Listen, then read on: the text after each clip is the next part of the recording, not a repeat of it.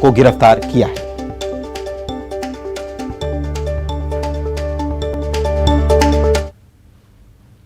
मध्य प्रदेश में आफत की बारिश और तेज ओलावृष्टि से कहीं कश्मीर तो कहीं शिमला जैसे हालात नजर आ रहे हैं।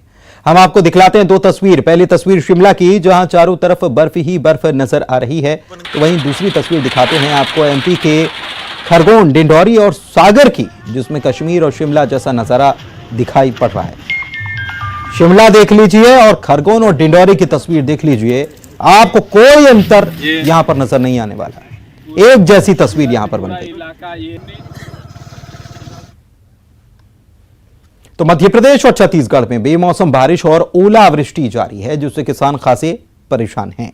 खेतों में खड़ी फसल को खासा नुकसान हुआ है। बारिश और ओले गिरने की संभावना अब भी बनी हुई है। मौसम अभी भी दगा दे रहा है। एमपी में मुख्यमंत्री ने ओलावृष्टि को लेकर बैठक की और किसानों को मुआवजा दिए जाने की, उनके साथ खड़े होने का उन्होंने भरोसा भी दिलाया।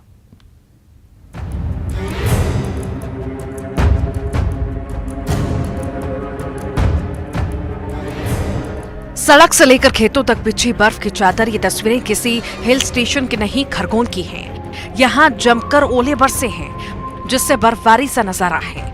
एमपी में ज्यादातर जिलों में पिछले एक सप्ताह से बारिश और ओलावृष्टि का दौर जारी है। उज्जैन, नर्मदापुरम, भोपाल, जबलपुर, सागर, इंदौर, शहडोल, रीवा संभाग में बारिश हुई है।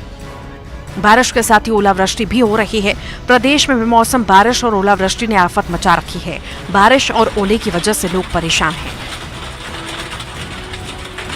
किसानों के लिए सबसे ज्यादा मुश्किल खड़ी हो गई है। बारिश और ओलावृष्टि से किसानों की फसल चौपट हुई है। प्रदेश में बारिश और ओलावृष्टि का ये दौर थमने का नाम नहीं ले रहा। प्रदेश के कई जिलों में बारिश और ओलावृष्टि का अलर्ट जारी है।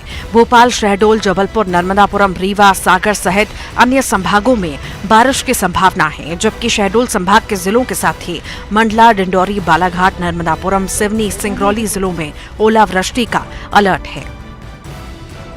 प्रदेश में ओलावृष्टि को लेकर सीएम हाउस में बैठक हुई। फसल नुकसान को लेकर सीएम ने जानकारी ली। इसी दौरान सीएम ने किसानों को खराब हुए फसल के नुकसान का पूरा मुआवजा देने का वादा किया। अधिकारियों को सीएम ने फसल का सर्वे करने के निर्देश भी दिए हैं। सर्वे में कोई भी लापरवाही ना हो, ईमानदारी से सर्वे हो, और हम लोगों ने कोई सर्वे में गलती ना हो या गलती ना की जाए, इसलिए हमने तय किया कि रेवेन्यू के साथ साथ कृषि और पंचायत विभाग तीन का अमला साथ कर ले, पंचनामा बना ले, प्रभावित किसानों की सूची फिर पंचायत भवन या उपयुक्त स्थान पर गांव में लगा दे। किसी किसान को आपत्ति है, अगर कोई उसको लगता है कि उसका नुकसान हुआ है, नहीं दिखाने आई है, और कोई आपत्ति है तो वो भी आपत्ति आ जाए, तो पूरी तरह से ट्रांसपेरेंट, पूरी संवेदना के साथ, क्योंकि संकट की घड़ी में हम किसान के साथ खड़े हैं। बारिश और ओलावृष्टि को लेकर विधानसभा में भी सत्ता पक्ष और विपक्ष के बीच जोरदार बहस हुई। नेता प्रतिपक्ष गोविंद सिंह ने इसे लेकर सवाल पूछा। सदन में नरोत्तम मिश्रा ने विपक्ष को जवाब दिया और कहा कि विपक्ष सिर्फ घड़ियाली आंसू बहा रहा है। एक आध जगह बता दे वो कहां सर्वे नहीं हुआ। देखिए, झूठ की राजनीति ज्यादा दिन नहीं चलती है। हमारे विधायक, हमारे मंत्रीगण, मैं स्वयं खुद ओलावृष्टि में किसानों के बीच में गए, खेत पे गए, मेड़ पे गए। आप बताएं, कहीं कमलनाथ जी गए क्या? एमपी के साथ ही छत्तीसगढ़ में बारिश और ओलावृष्टि जारी है। प्रदेश में गर्मी के मौसम में मानसून जैसे हालात बन गए हैं। बारिश और तेज हवा की वजह से तापमान 8 से 9 डिग्री नीचे हुआ है। प्रदेश में लगातार हो रही बारिश से किसान परेशान हैं। बस्तर, रायपुर और सरगुजा संभाग में जमकर बारिश हुई। बादलों की गड़गड़ाहट और पानी की तेज धार से मानसून जैसी स्थिति बन गई। प्रदेश में अभी और बारिश की संभावना जताई जा रही है। प्रदेश में सबसे ज्यादा बारिश बस्तर संभाग में दर्ज की गई है। बारिश और ओलावृष्टि से किसान परेशान हैं। खेतों में फसल को नुकसान हुआ है।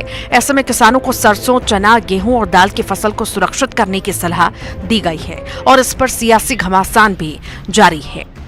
Bureau report, news 18।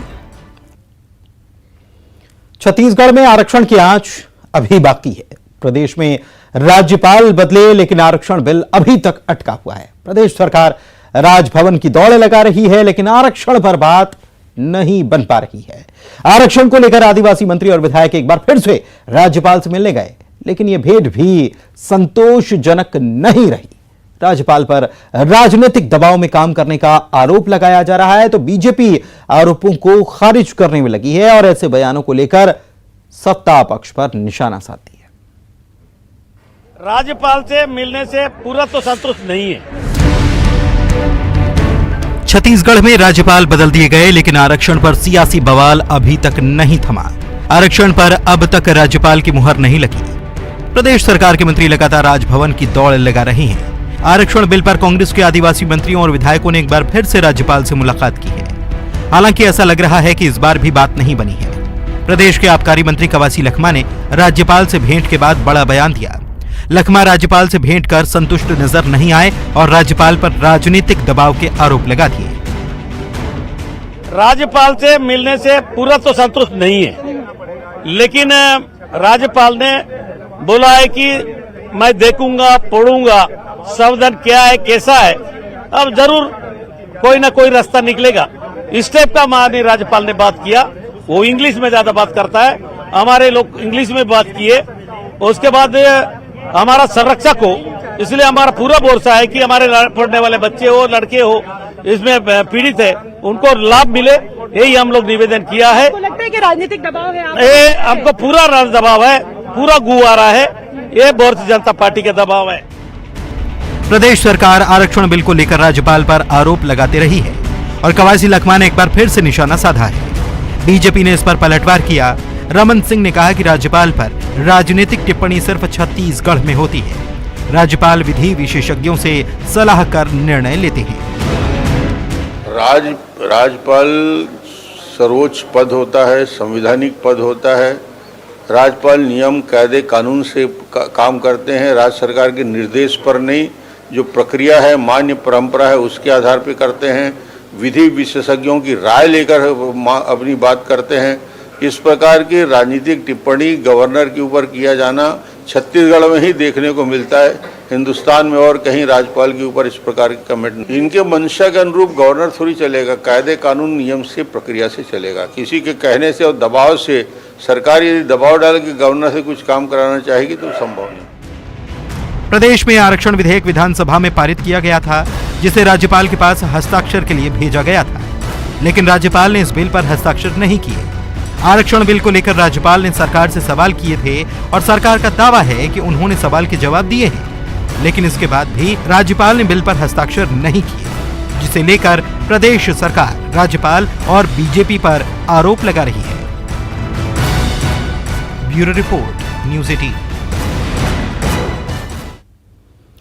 बीजेपी प्रदेश अध्यक्ष वीडी शर्मा ने बैतूल में विधानसभा चुनाव की तैयारियों का आगाज किया। इस दौरान दलित कार्यकर्ता के घर भोजन किया, जो ये बताने के लिए काफी है कि बीजेपी इस बार जातिगत समीकरण को भी कैसे साधने में लगी हुई है। देखिए जरा। दलित कार्यकर्ता के घर भोजन, ई रिक्शा की सवारी, बैतूल में चुनावी तैयारियों के लिए पहुंचे बीजेपी के प्रदेश अध्यक्ष वीडी शर्मा इसी अंदाज में दिखे। पिछले विधानसभा चुनाव में बैतूल जिले की 5 में से 4 विधानसभा सीटें बीजेपी के हाथ से फिसल गई थी, लेकिन इस बार बीजेपी पिछली हार को भुलाकर पूरी ताकत झोंकने की